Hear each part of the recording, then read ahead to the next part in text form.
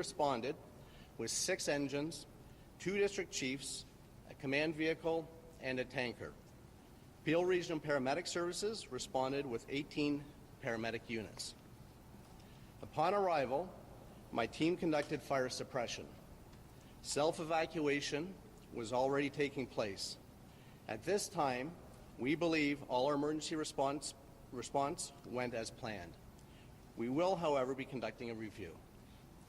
This is an active investigation. It's very early on. It's really important that we do not speculate. What we can say is the runway was dry and there was no crosswind conditions. We also want to give an update. We can now confirm that 18 injured passengers have been transported to the local area hospitals. We had 1 additional passenger recently transported to the hospital. We will all be supporting the ongoing investigation by the Transportation Safety Board. Thank you to our teams at Mississauga Fire and Emergency Services, Peel Police, and Peel Regional Paramedic Services, and all other responders that responded on the scene. And now we'll be passing it over to Peel Police. Thank you. Good. My name is Wahid Butt. I am the Superintendent in charge of the Division, Peel Regional Police. As the police of jurisdiction, we assisted in today's response. We have secured the site and will continue to provide security and offer any assistance needed. We would like to thank other GTA police services that are assisting us today. Thank you both. There will be no more formal news conferences tonight, but we are scheduled to provide an update tomorrow. We will provide information on that.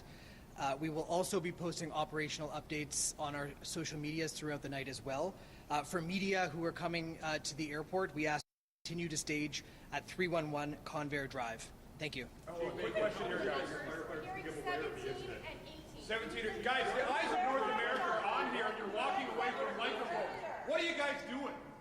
You're walking away from the microphones and everyone's watching. Tell us about the rescue effort.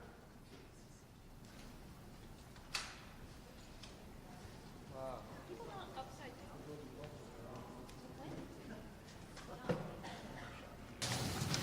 Good.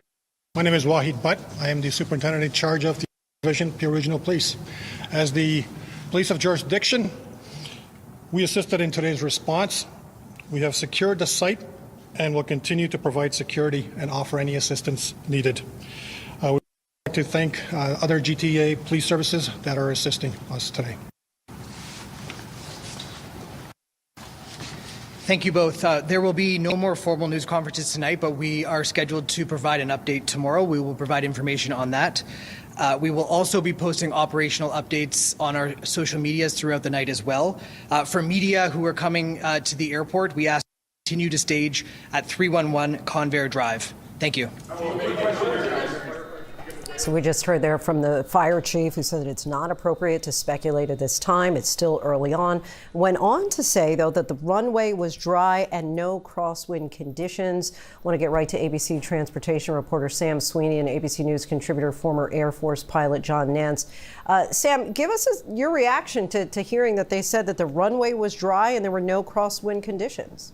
Yeah, that's certainly something that the Transportation Safety Board of Canada and the National Transportation Safety Board are going to be looking at, the runway conditions, the weather. But now that we know that he's saying it was dry and no wind, that sort of rules that out. But they will still look at that as part of their investigation. But possibly, was this a mechanical failure? Was this pilot error?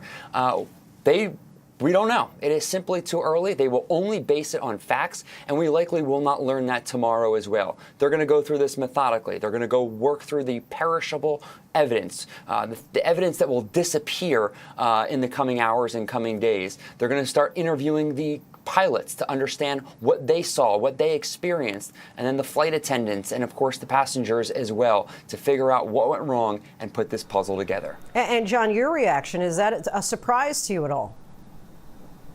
Well, it is a surprise in this regard, and this is why I caution the early things we think we know, we don't necessarily know. The weather information that was being broadcast only 45 minutes after the accident showed a very stiff crosswind. So I'll be curious to see that information. But what I didn't have, and what none of us had at that time, I think, was a readout at the exact moment that the aircraft touched down. And John, give us a sense of what, at this point, you might, and again, I know as the fire chief just said, it's not appropriate to speculate, but if it was not the wind, if it was not an icy runway, where might we, again, we talked about earlier, putting together pieces of the puzzle, what do those pieces start looking like? Well, the flight data recorder is going to be very helpful on this, as will the different cameras located all over Pearson Airport. And once the board begins to get those together, they'll have a better picture of the flight dynamics, the end of the flight dynamics, if you will. And if we don't have wind and we don't have a slick runway surface that become either of those factors in the accident, or causal factors, I should say, then you have to look at just about anything and everything else. Whenever somebody says, let's not speculate, well, okay, speculation to me is saying, here's the answer. We don't have that, and that's wrong. But in order to say, here are the contributing factors, yes. Fair enough. All right. John, Sam, we thank you both so much for your time and insight here. Again, those first responders and the crew certainly being hailed heroes today for good reason. And that is our show for this hour. I'm Lindsay Davis. Be sure to stay tuned to ABC News Live for more context and analysis of the day's top stories. Thank you so much for streaming with us.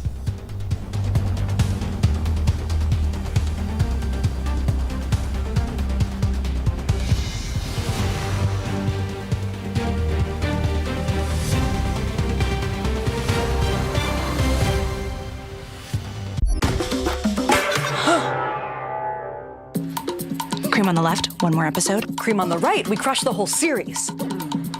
Yes! Oh, that was really good. Oreo, stay playful. The CVS Health app is so rewarding. It makes you want to dance. From the aisle to the pharmacy to checkout, save up to 6 times more on personalized deals and easily schedule vaccinations for the family. Dance your heart out with the CVS Health app, your prescription to vibe. Download the CVS Health app today. When my hair started to thin, I thought, am I gonna have any hair left? After I gave birth, my hair wasn't even thinning, it was gone. When I spoke to my dermatologist, he immediately pointed me in the direction of Nutrafol. It's 100% drug-free and clinically tested. Within 3 months, my hair was fuller. It's longer, it's so much thicker. I had more scalp coverage. It was so nice to be noticed for my hair after hiding it for so many years. Start your hair growth journey at Nutrafol.com. I'm 110% ready to fall in love. Tall, handsome, smart. He's perfect. Time just stood still. It's kind of already sinking in that these other girls are dating my boyfriend. Everybody just really wants Grant, and we're all fighting for his love. You act like you don't care. He knows how I feel. I know I'm in trouble. Everyone's so mean. I did not know how hard this was going to be.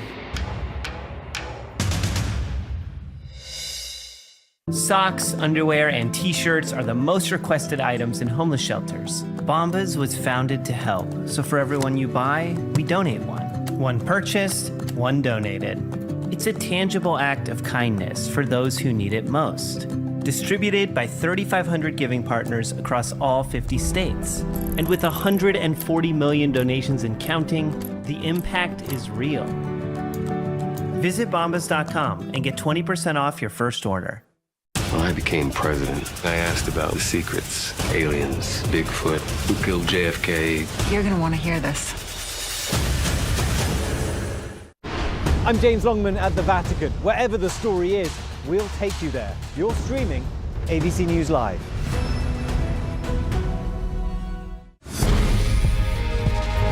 This is Nightline. Gen Z It Boys, take a seat. Because here comes the millennial heartthrob renaissance. Brad Pitt has gotten better looking with age. It's mind-blowing to watch this guy grow up. Keanu Reeves could not be hotter. And he's manly, too. A 23-year-old Adam Brody captured young hearts in the iconic teen drama, The OC. Hello, Summer. Seth Cohen, I believe you remember. And now, 2 decades later, the 45-year-old's still breaking hearts in the Netflix series Nobody Wants This. A performance that landed him a Critics' Choice Award this year. Adam Brody, Nobody Wants This. And a steamy kiss from wife and fellow heartthrob Leighton Meester. Love you with all my heart. Thank you so much. And who can forget a 13-year-old Ryan Gosling serenading his way into fans' hearts on the Mickey Mouse Club. Yay, baby!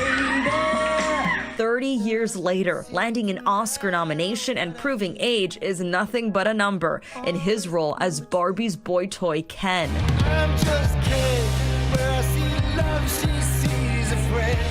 Nostalgia is amazing. You instantly are placed back into that exact moment in middle school, in elementary school, or in high school, and you get to have all the same feelings that you had when you were younger all over again. In the sea of charming darlings, those once young guppies are swimming as